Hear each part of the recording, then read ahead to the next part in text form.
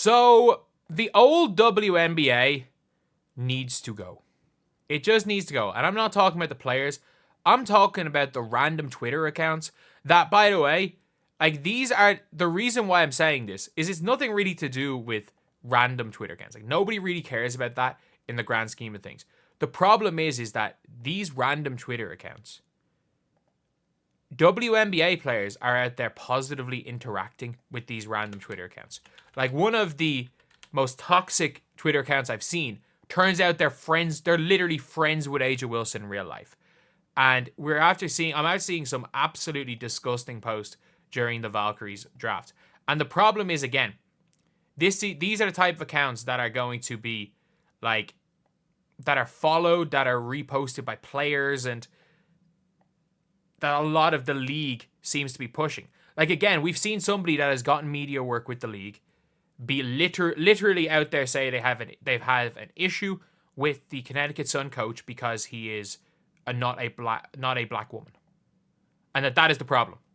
That is a huge issue, that the coach of the best offense in international basketball and a coach who got a team with no right to a EuroLeague final in women's basketball, there's an issue with him because of his race and gender. There's an issue with him. And, like, the WNBA are giving some of these people media stuff. And obviously, this person who I'm posting is not one of those. But it's an account that you see positively being interacted with people adjacent to players.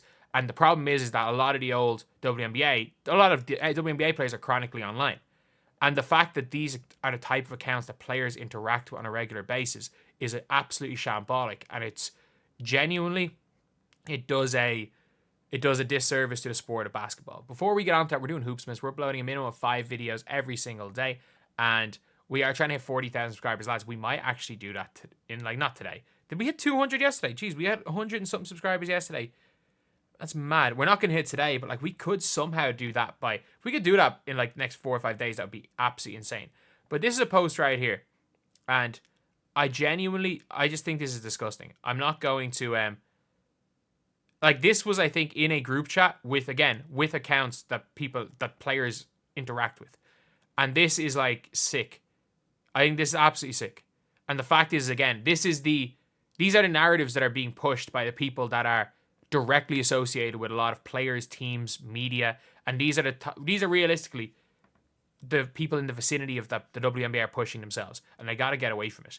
If you get offended, stop bringing. I don't like that Natalie coach. Not saying she's racist, but she picked all foreign players and white people, and black players she picked was Burton, whose family look. I don't know what that means. Like, I'm not going to even say I don't know what that means. Temi is Nigerian.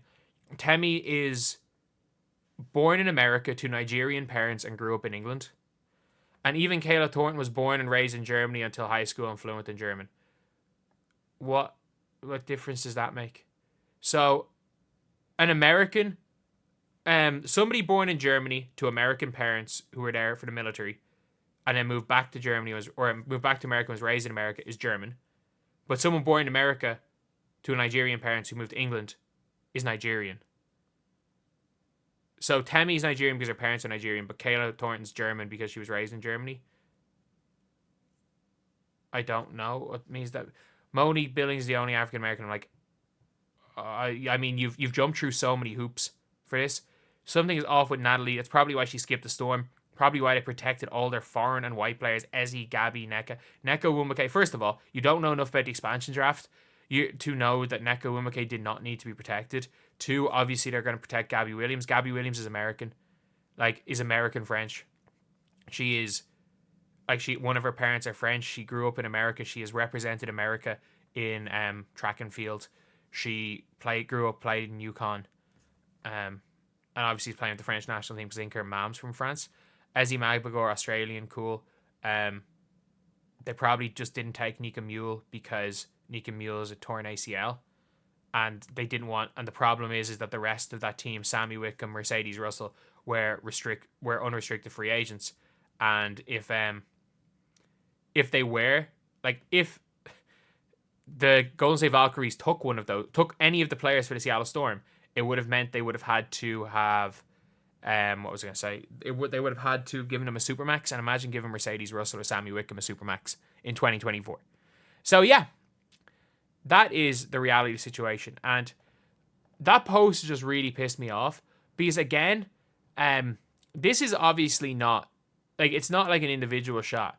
It's not like going too hard. Like, it's not like saying that, okay, all of it's bad. The problem is that you've seen these people have been like in actual WNBA media circles for too long, and when I've seen so much bad faith journalism in the last year from people that have been commenting on this league for years.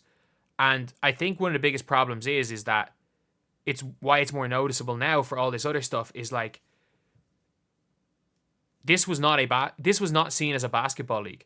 And I do think that a lot of the media in the WNBA, even people employed by teams, have never seen this as a basketball league. They've seen this as a club that just plays basketball. As like a cool like club. We like these players as people, and they just happen to play basketball.